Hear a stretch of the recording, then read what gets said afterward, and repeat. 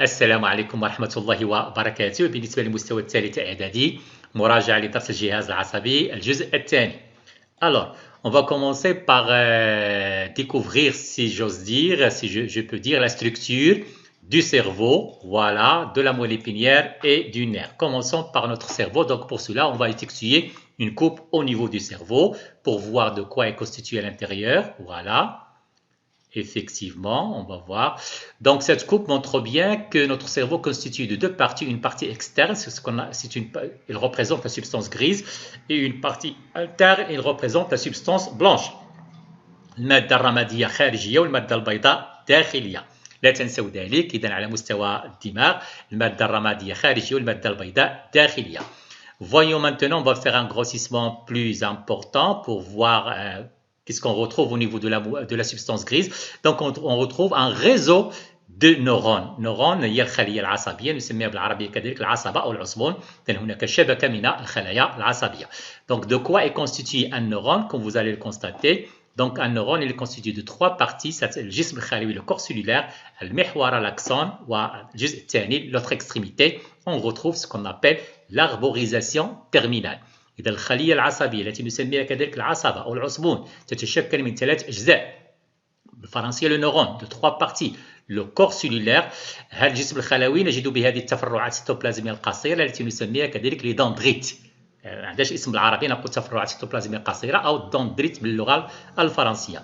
إذا لدينا المحور ولدينا التشجر النهائي الذي ينتهي بهذه الحبات تسمى بالحبات السينابسية لي بوتون سينابتيك. إذا التشجر النهائي فعلا هو عبارة عن فروع لشجرة تصحى التعبير يشبه بفروع الشجرة ينتهي بما يسمى بالحبات السينابسية. تذكروا ذلك. إذا على مستوى القشرة المخية نجد ما يسمى بطبيعة الحال ربما أشرنا إليه في فيديو سابق وهي المراكز العصبية. المراكز العصبية للحساسية الشعورية والمراكز العصبية للتحرك الإرادية. إذا بالنسبة للمركز العصبي البصري نجده على هذه المنطقة. نعم. قبل ذلك ربما لاحظتم ذلك المخ ديالنا لو سيرفو il est constitué, il est divisé plutôt en plusieurs parties, en plusieurs lobes, lobe frontal, lobe pariétal, occipital et temporal. Donc l'aire visuelle المركز العصبي البصري, l'aire gustative المركز العصبي بطبيعة الحال الذوقي, gustatif الذوقي, نعم, auditif السمعي, olfactif الشمي. Donc à ce niveau-là, cette partie-là de l'écorce cérébrale, elle représente bien sûr le centre nerveux de l'odorat. Voilà. En ce qui concerne l'aire de la sensibilité générale du toucher, c'est-à-dire le centre nerveux du toucher, on le retrouve à ce niveau-là, c'est-à-dire derrière ce trait en pointille représente le sillon de Rolando. Donc خلفه نجد ما يسمى باحة حساسية العامة أو باحة اللمس ربما كما أشرنا إلى ذلك سابقا. أما في المنطقة أمام شق رولندو فنجد l'aire motrice comme vous le constatez, الباحة الحركية التي تنطلق بين السيالات العصبية الحركية بطبيعة الحال. نتابع. ننتقل الآن للتعرف على بنية على مستوى النخاع الشوكي. إذا لدينا une coupe transversale de la moelle épinière avec un grossissement x20. Comme vous le constatez, on constate que la substance grise cette fois-ci il est interne alors que la substance blanche elle est externe. العكس الذي عكس ما رأيناه بالنسبة للمخ.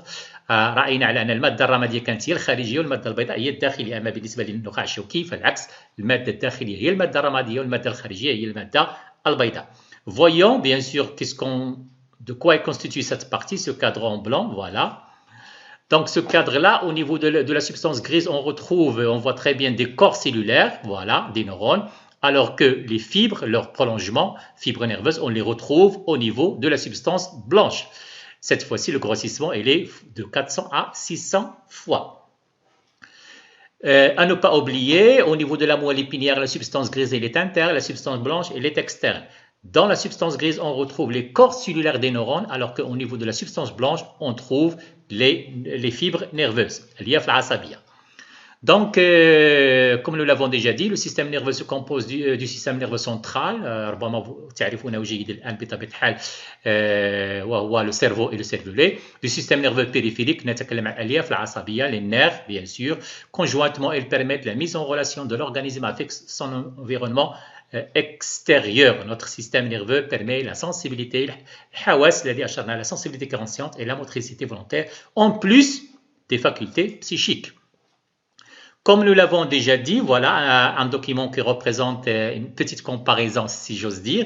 Donc, au niveau du cerveau, on retrouve la substance grise externe et la substance blanche interne, alors qu'au niveau de la moelle épinière, c'est une coupe transversale. On voit que la substance grise est interne et la substance blanche est externe. À ne pas oublier. Alors, passons maintenant à la structure du nerf. Peut-être vous avez reconnu le document. Donc, nous avons notre coupe au niveau de la moelle épinière, la substance grise, la substance blanche. Mais ce qui nous intéresse maintenant, ce sont les nerfs.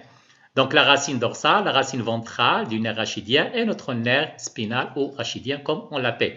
Celle-ci, bien sûr, c'est le ganglion spinal qu'on retrouve au niveau de la racine dorsale du nerf rachidien. إذن كما لاحظتم ذلك إذن لدينا هذا العصب السيسائي النير راشيديان عبارة عن إذا صح التعبير حزمة كبيرة إذا صح التعبير يحيط بها نسيج دام qu'on appelle en français l'épinard. Donc c'est une membrane extérieure qui entoure le nerf. Une coupe transversale montre qu'à l'intérieur de ce nerf on retrouve هو يعتبر حزمة كبيرة ولكن هذا بداخله نجد ما يسمى حزم صغيرة دي فاسيكول. Donc effectivement نجد بداخل العصب مجموعة من الحزم الصغيرة وهذه كل حزمة صغيرة à l'intérieur داخل كل حزمة صغيرة on retrouve ce qu'on appelle des fibres nerveuses. الألياف العصبية توجد داخل الحزم الصغيرة خطأ في الكتابة اعتدي des fibres nerveuses et non pas sanguines. Entre ces fascicules بين هذه الحزم الصغيرة نجد الشعيرات الدموية des capillaires sanguines.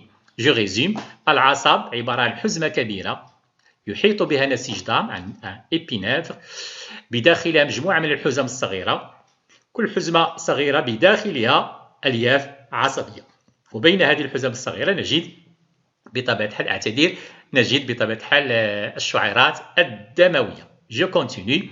Donc un nerf correspond à un organe du système nerveux périphérique composé de neurones souvent regroupés en ganglions et projetant leurs axones à travers les tissus. Ils permettent la communication entre le système nerveux central encéphale et moelle épinière que vous savez très bien maintenant et le reste du corps. Passons maintenant bien sûr à voir la propagation de l'influx nerveux au niveau des neurones. Donc le neurone comme vous le savez très bien aux cellules nerveuses, العصب بالعربية أو العصبون, est la plus petite partie vivante puisqu'il s'agit d'une cellule mais du système du tissu nerveux responsable de la transmission de l'influx nerveux. Voilà.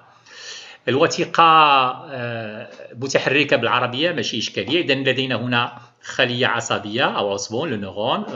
On reconnaît très bien les trois parties, le corps cellulaire, l'axone et l'arborisation terminale. Voyons ce qui se passe. Donc l'influx nerveux, comme vous le constatez, se propage toujours du corps cellulaire vers l'arborisation terminale. السيولات العصبية تنتقل دائما من الجسم الخلوي للعصبة الخلية العصبية نحو التشجر النهائي. ولكن على هذا المستوى كما تلاحظون بطبيعة الحال ينبغي على هذه السيولة العصبية أن تنتقل إلى العصبة الموالية. إذا ماذا يحدث أو كيف يتم ذلك؟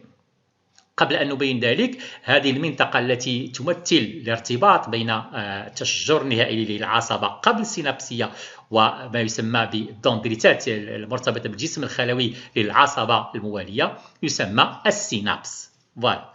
Voyons que se passe-t-il au niveau des synapses. Donc الفراغ الموجود بين les boutons synaptiques أشرت إليها سابقا وقلت لكم تذكروا ذلك وهي الحبات السينابسية. les boutons synaptiques هم الجزء الأخير الذي نجد في l'arborisation terminale التشجر النهائي.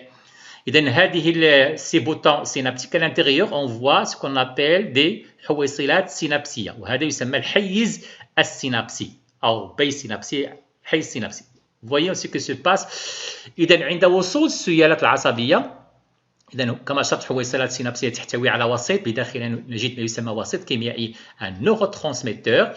ماذا يحدث عند وصول السيالة العصبية؟ Voilà. Une fois l'influx nerveux arrive تلك الحويصلات السينابسية ces vésicules synaptiques ils vont déverser سوف تقوم كما ربما لاحظتم ذلك سوف تفرغ ذلك الوسيط الكيميائي على مستوى الحيز السينابسي. هذا سيجعل ذلك الوسيط الكيميائي يرتبط بماذا؟ بدندريتات الجسم الخلوي للعصبة بعد سينابسية أي العصبة الموالية. هذه التغيرات سوف تؤدي إلى انتقال السيالة العصبية إلى العصبة الموالية وهكذا. إذا ينبغي نحن بالنسبة لنا بطبيعة الحال ينبغي نقطتين مهمتين: أن السيالات العصبية تنتقل دائما من الجسم الخلوي نحو التشجر النهائي، وأن هذه المنطقة تشكل ما يسمى السينابس، وأن السيالات العصبية تنتقل من العصبة قبل سينابسية بريسينابتيك العصبة بعد سينابسية بوست سينابتيك. كيف؟ بطبيعة الحال بفضل ذلك الوسيط الكيميائي الذي ربما تعرفتم عليه عندما تفرغ تلك الحويصلات السينابسية. الوسيط الكيميائي على مستوى الحيز السينابسي ترتبط بطبيعة الحال بالدندريتات المشكلة للجسم الخلوي المرتبطة بالجسم الخلوي، وهذا يؤدي إلى انتقال السيالة العصبية. هذا بشكل مبسط بطبيعة الحال. إذا كما أشرنا إلى ذلك وثيقة تجسد لنا ما أشرنا إليه. Nous avons deux neurones. Vous reconnaissez bien sûr le corps cellulaire, l'axone, l'arborisation terminale, et nous avons bien sûr notre synapse. On continue. Notre neurone, donc, il est constitué des corps cellulaires où se trouve le noyau, les dendrites. J'ai déjà parlé de ceci, d'un axone et de l'arborisation terminale. Passons maintenant à découvrir, à mettre en évidence les propriétés des nerfs. Voilà, pour cela, on va effectuer une petite expérience, une petite dissection pour montrer bien sûr le nerf sciatique. Donc, je vais attacher mes électrodes et je vais effectuer une excitation. Voilà. Aucune réponse. Voilà. Je vais maintenant choisir une intensité de 1 et je vais donc aucune réponse. Intensité 2. Voilà, une réponse. Qu'est-ce que je peux déduire؟ لحدوث استجابة لابد أن تكون شدة الإهاجة محددة. إذا كانت ضعيفة لن تحدث هناك استجابة. شدة الإهاجة التي تؤدي إلى حدوث استجابة تسمى عتبة الاهتياج، le seuil de l'excitabilité. إذا العصب من هنا يتضح لنا أن يتوفر على خاصية ماذا؟ الاهتياج، أنه قابل للإهاجة. Voilà. Maintenant, on va recommencer. Je vais mettre de l'éther وهو عبارة عن مبنج كما راح تلاحظون معي بطبيعة الحال. Et je vais choisir une intensité importante. Je vais choisir 3. Voilà, démarrer. Aucune réponse. Ceci montre bien une deuxième propriété du nerf, c'est la conductibilité. إذا العصب يتوفر على خاصيتين: خاصية الاهتياجية l'excitabilité وخاصية التوصيل لأنه موصل للسيالات العصبية نسميها بالفرنسية la conductibilité. Merci.